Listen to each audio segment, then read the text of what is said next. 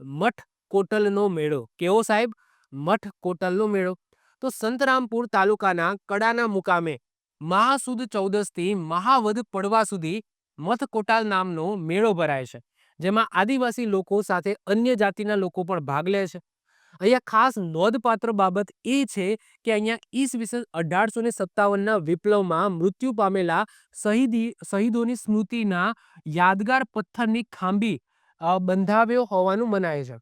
મતલબ કે અહીંયા જે તમે જોઈ શકો છો, આ બધા જે શહાદતો અથવા તો જે પ્રાચીન સમયના તમે જોઈ શકો છો કે એ માળખાઓ તમે જોઈ શકો છો, તો એવું કહેવામાં આવે છે કે 1857માં જે વિપ્લવ થયો હતો અંગ્રેજો વિરુદ્ધ, તો એ વિપ્લવમાં જે શહીદો મૃત્યુ પામ્યા હતા, તો એમની યાદગાર પથ્થરની ખાંભી, આ ખાંભી તમે જોઈ શકો છો, એ બંધાવી હોવાનું માનવામાં આવે છે.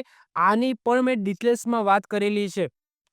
આપણા તીર્થ સ્થાન અને પર્યટન સ્થાનના જે 4 લેક્ચર થઈ ગયા ને, આઈ થિંક યસ 4 લેક્ચર, એની અંદર આની પણ મેં વાત કરેલી છે. ઓકે, તો એમાં આપણે વધારે નહીં જઈએ.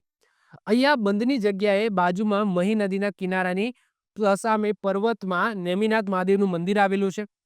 આ મંદિરે મથકોટલ નામનો મેળો ભરાય છે. ક્યાં ભરાય છે સાહેબ? તો આ ઇમ્પોર્ટન્ટ છે.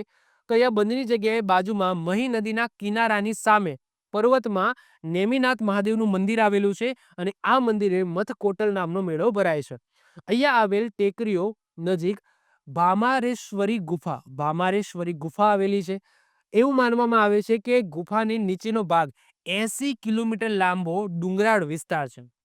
ઓકે, તો અહીંયા તમને એક ભામારેશ્વરી ગુફા જોવા મળશે અને આ ભામારેશ્વરી ગુફામાં એવી માનતા છે કે આ ગુફાને નીચેનો જે ભાગ છે ને, એ 80 કિલોમીટર લાંબી એની અંદર ડુંગર માળા છે.